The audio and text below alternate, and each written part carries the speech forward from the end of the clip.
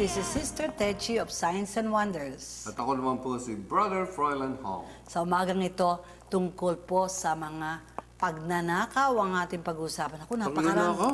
Ang daming magnanakaw ngayon, di ba? Talagang parang hindi na yata naputol-putol itong problemang ito sa ating bansa, no? Ang dami pong mga thieves. At alam niyo po ba, si Satanas po ay thief. Yes, No? John Sa John 10, 10:10. verse 10, yes. He's a thief. Pero hindi lang naman po si Satanas ang pwedeng gawin ito. He's not only the thief. So, abangan nyo ang aming episode na ito tungkol po sa The Thieves of Prayer. Ayan. Ayan, ganda nun. Diba? Oo nga. So, gusto mo ba malaman, ma-discover Yes. yun? Okay, sige. Sabayan nyo po kami mamaya sa ating pag-aaral, sa aming pagbabalik.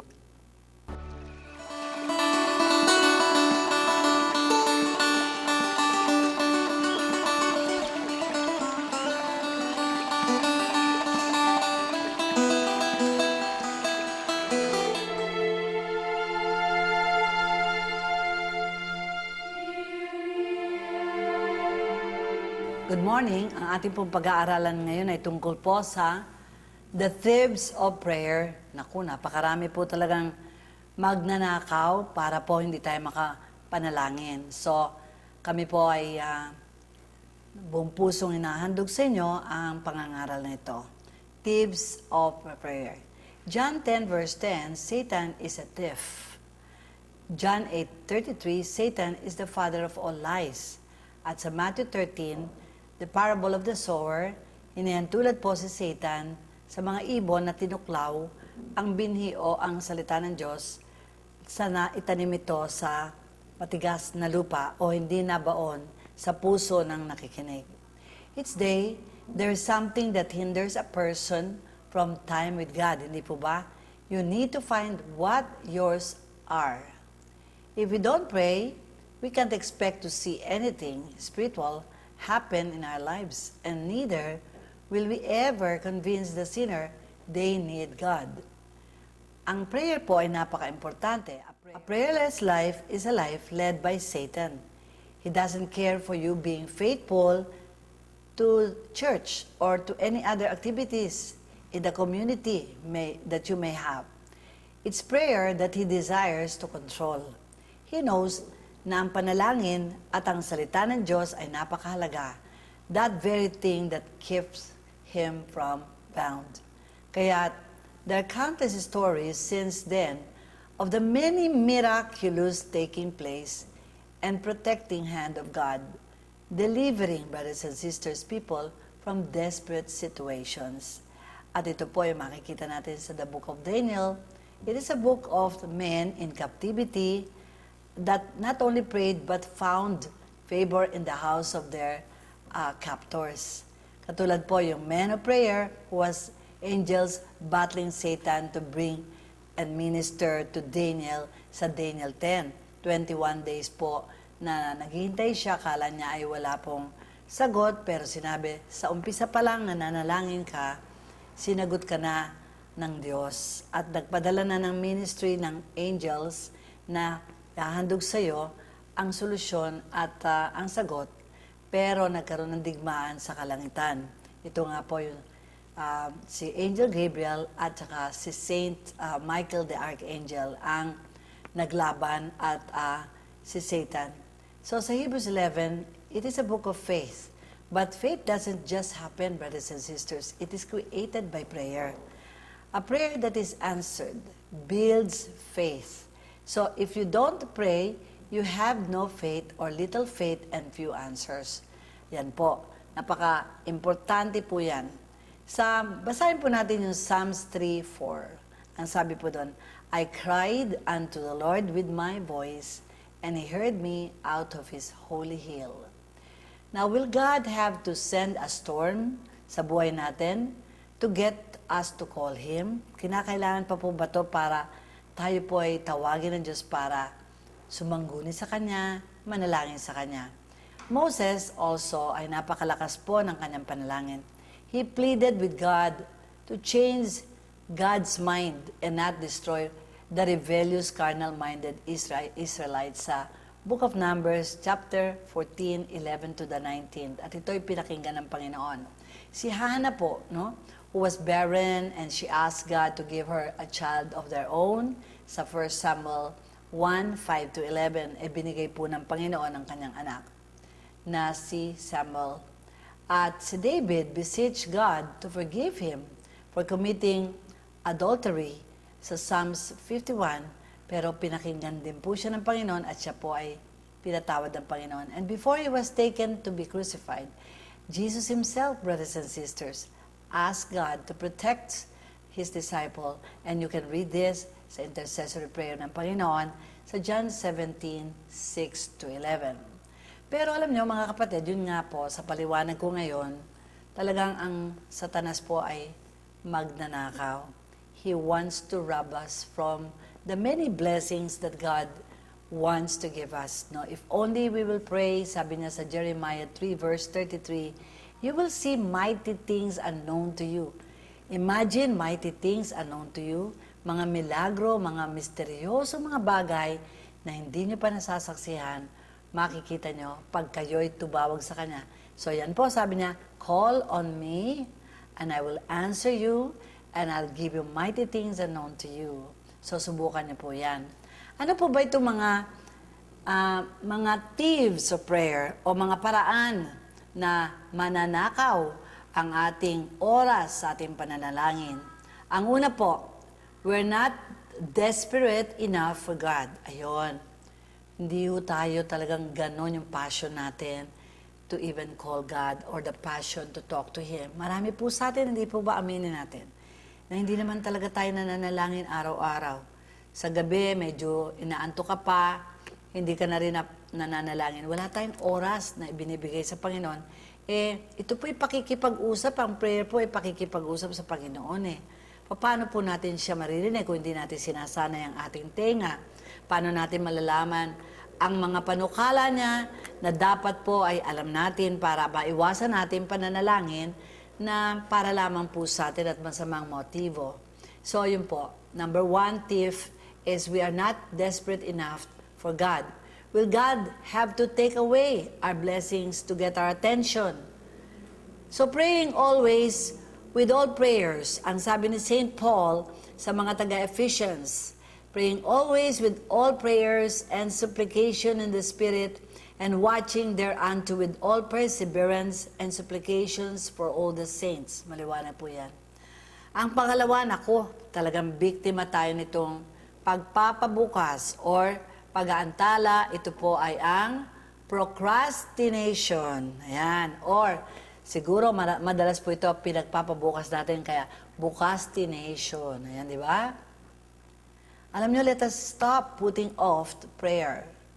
Nakakahanga nga po yung mga Muslims kesa sa ating mga Kristiyano Kasi po, bihira sa mga Kristiyano talagang nagdarasal ng 3 times a day.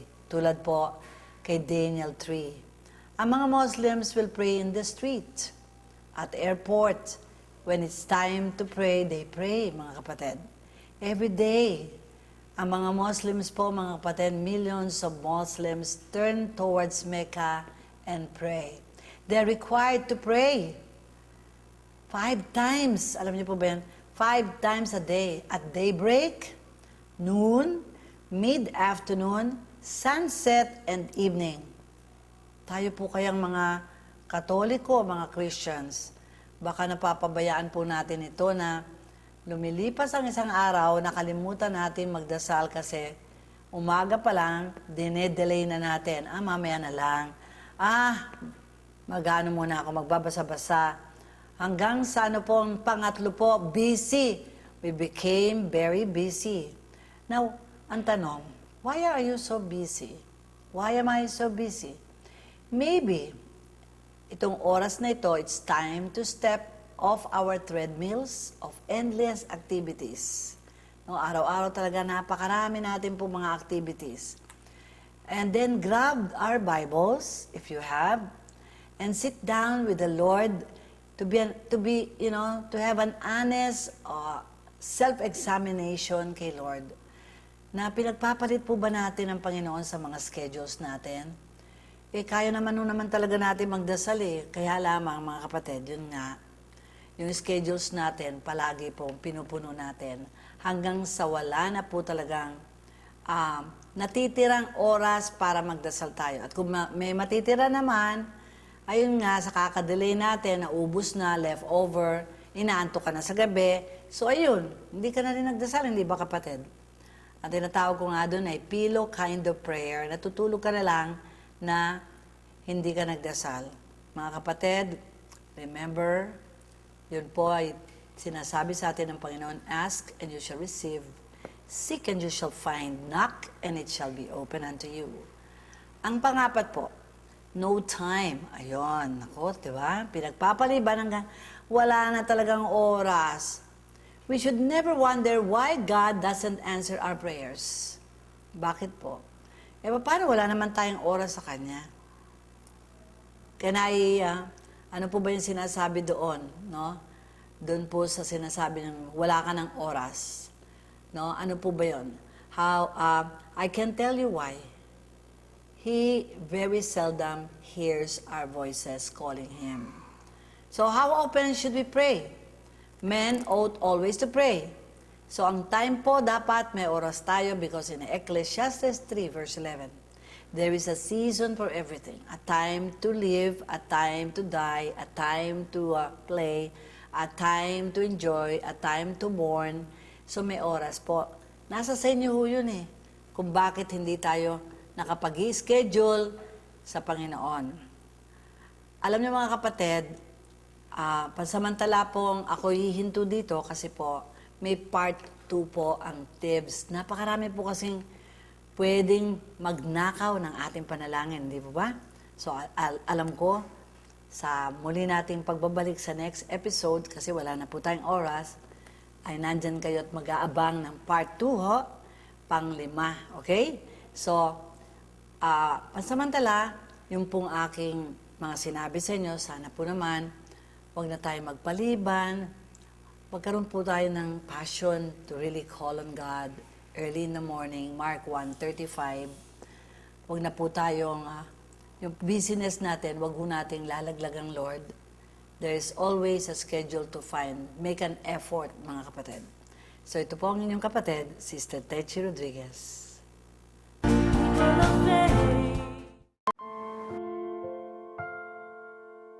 Life-changing encounters, testimonies on healing, conversion, and new life.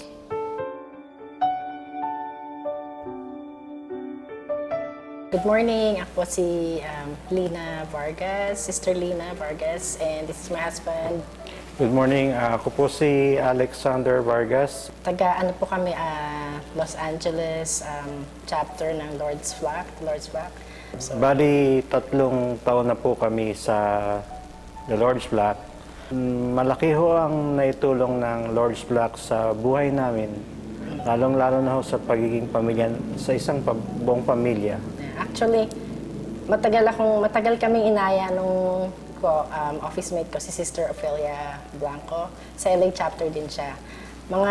Siguro mga 5 years din niya akong kino-convince na sumama sa SES, sa Spirit Empowerment. Pero since we have a big family talaga, parati kami may occasion, so parati excuse. Until finally, sabi ko, sige, hinihintay ko rin ito husband ko kasi yung skeptical siya. Ayaw niya yung mga ganito, mga prayer meetings, and tapos, sabi ko, sige, punta tayo sa Spirit Empowerment. Naaya ko rin yung sister ko and her family. Tapos, after the Spirit Empowerment, iba yung feeling na nabigay niya sa amin. So, nag-attend kami ng Spirit Empowerment. Yung experience namin doon talagang iba. Ako, parang talagang na-lift up ako, na-feel ko talaga yung Holy Spirit na pumasok sa akin. Tapos parang may narinig pa nga akong still small voice. Sabi nila, yun daw yun. Kasi sabi ko, pinagsasalita sa tenga ko. Sino yun? Pero hindi ko maintindihan. Anong mangyari sa akin Yung sa SES, maraming klase. Meron yung maliit na boses, meron yung hangin. Yung maliit na boses na yun, na hindi ko maintindihan kung bakit at saan at paano. Dahil nung nangyayari yon, nakapikit kami lahat. So, ang tendency ng isip ko noon, siguro pareho lang kami ng mga nararamdaman.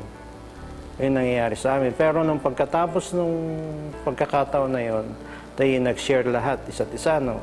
Doon ko nalaman na iba pala yung nangyayari sa kanila, iba rin yung nangyayari sa akin.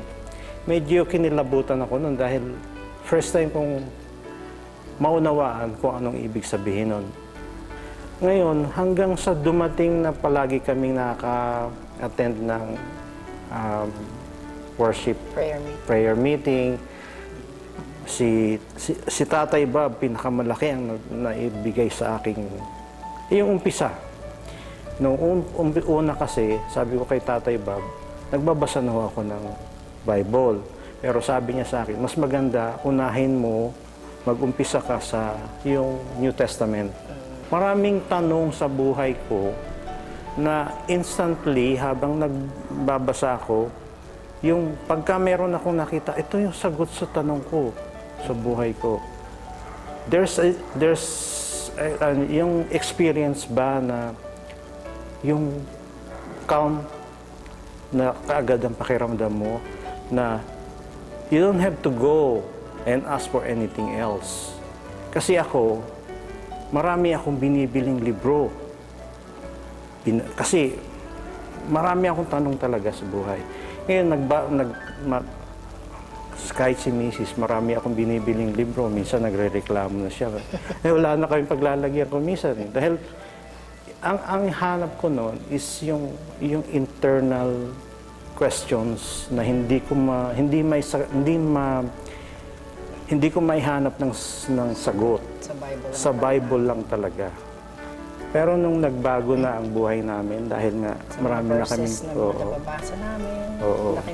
Lalo sa work, pagka yung hirap na hirap ka na, tapos, Lord, ano bang gagawin namin? Tapos bibigyan ka niya ng wisdom, bigyan mo ko ng wisdom. So, sa James 1 verse 5, na kung sino man yung nangailangan ng wisdom, bibigay niya. So, instantly talaga. Mas ang gaan lang ng work. Tapos yung Philippians 4:13, yung ano ba yun?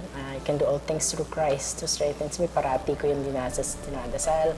Laking tulong din nun kasi sa stage ng trabaho namin talaga masyado ko on labor eh. Kumbaga, talagang mabilis ang fast pace talaga doon. Nag-attend kami ng first prayer meeting. Sinama namin si Matthew, yung anak namin. Na sabi ko sa kanya, attend tayo prayer meeting ah. Sabi niya, 13 years old pa lang siya noon. Tapos hindi pa siya nakapag-spirit empowerment. So sabi niya, Ma, are we gonna come here every Friday? Ganun siya. Tapos yung mukha niya talagang ayaw niya. Sabi niya, tapos sabi ko, most probably, we're gonna come here every Friday. Sabi ko. Tapos sabi niya, nung that night na umuwi kami, bumalik na kami from there, sabi niya, Ma, I wanna come back. So from that time on, di kami nag-absent. So talagang 3 years kami. Tapos napasali kami sa Psalms dahil kay Matthew din. Dahil si Matthew, inaya siya mag-action dahil nga meron siyang talent. Gift siya sa pag-dance niya. Nung habang nagsasali siya sa action, hinahatid namin, inaya na rin ako ni Sister Joy na sumali ka na rin sa mag-audition kayo, sabi niya. Nag-audition din ako. Yun, sa wakas, nakapasa rin sa probation. Mga 6 months din yun. Tapos si Brother Alex nasa audio system naman siya. Kaya kaming tatlo nasa SAM. Pero wala, no regrets. Talagang masaya. Mas masaya kami ngayon kesa noon na wala pa kami sa Lord's Flock. Praise God talaga na napasali kami sa Lord's Flock.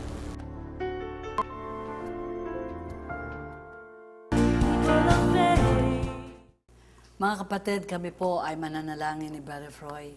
At maganda ngayon dahil naintindihan niyo po ngayon kung paano ang manalangin ng walang magnanakaw. Talaga kasi, alam mo, nanakawin kasi ng Diablo po ang inyong joy eh. No? Pati yung lakas nyo eh. Kaya nga, ano po ang sabi sa atin ng Panginoon, Kumuha tayo ng lakas sa Kanya. Let us finally draw our strength from Him. James 3. Okay? So mga kapatid, tayo po ay sama-samang mananalangin. Sa ngalan ng Ama, ng Anak, ng Diyos, Espiritu Santo. Amen. Panginoon, ang panalangin po ay napakasimple. Ito'y pakikipag-usap sa inyo, aming Ama, sa pangalan ng iyong anak na si Jesus. Banal na Espiritu Santo, turuan niyo kami sa aming panalangin. Nawa ay magkaroon po kami ng matinding pagkauhaw at pagnanasa na lagi po kami nakikipag-usap sa inyo. Panginoon, kailangan po namin makipag-usap lagi sa inyo sapagkat kayo ang Diyos na tumutugon ng lahat ng panalangin. Kayo ang Diyos na sumasagot at kayo ang kalutasan sa lahat ng aming problema. Without you, Lord, we are really nothing. So, ngayong umaga, natutuhan po namin na napakarami pong paraan na manakaw ang aming oras para sa iyo. Kaya tulungan niyo po kami na maiayos ang aming schedules, na hindi po namin pwedeng maging excuse ang business. Hindi rin po dapat na naghihintay kayo at pinaghihintay namin kayo. Naway matutuhan namin, katulad ng iyong anak na si Jesus, that early in the morning, siya po ay lumilisan at doon nananalangin sa inyo. Tulungan niyo rin po na magkaroon kami ng ganong pagnanasa, ganong pagmamahal, Panginoon, na mauhaw kami sa inyong presensya. At sa oras ding ito, dinggin mo ang mga panalangin dinudulog namin sa inyo. Ang mga taong may mga sakit, ang mga nasa paggamutan, ang mga nasa kanilang mga tahanan, ang mga taong kinakapo sa kabuhayan, ang mga taong di makapag-aral, mga taong walang hanap buhay, ang mga pamilyang nagwawatak-watak, Panginoon, ang mga magkakagalit sa pamilya, tulungan mo po magkabati-bati silang lahat, Lord. Tulungan mo na ang aming mga panalangin na ito ay dinirinig mo. Panginoon, protektahan mo kami lagi, ingatan mo ang aming paglabas at pagpasok ng aming mga tahanan. Ingatan mo ang mga mahal namin sa buhay at ituro mo sa amin, Banal na Espiritu Santo, ang tunay at tamang mga salita sa aming panalangin. Ipinapanalangin namin lahat ito sa iyong pangalan ni Jesus. Amen. Sa ngalan ng Ama, ng Anak, ng Diyos, Espiritu Santo. Amen. So kami po ay magbabalik next week, part 2. Tandaan niyo po yan sa ating pong episode. Kaya dapat abangan po ninyo kasi hindi pa kumpleto ho yan. At tulad po ng dati, syempre tumawag po kayo, text a prayer, visit our website, ang aking pong Facebook account. Andyan po. At saka mas maganda, pumunta po kayo dito. Di ba? O mas maganda yan. At kung magkakaroon kayo ng pagkakataon at gumawa kayo ng pagkakataon ay kayo po ay mag-join sa aming mga seminars. Marami po kayong matututunan. At hanggang sa muli, ito po ay pansamantala kaming nagpapaalam sa inyo. Ito po ang palatuntunan ng Panginoon. Talaga namang alam ko na napakarami talagang nanonood at saka nakikinig Amen. ngayon sa atin sa Radio Veritas, Brother Freud. So ito po ang inyong kapatid, Sister Techi Rodriguez. At ako naman po si Brother Froilan Hall. Nagpapaalam po pansamantala. Until next week. I love you. Sister Techi Rodriguez of Signs and Wonders. I am right here in Dubai. At napakalaki po talagang mall. This is the Dubai Mall. And I'm right here in the skating range of Dubai. This is Sister Techi reporting from Dubai. To love the Lord our God is the heartbeat of the mission. We spread for which our servants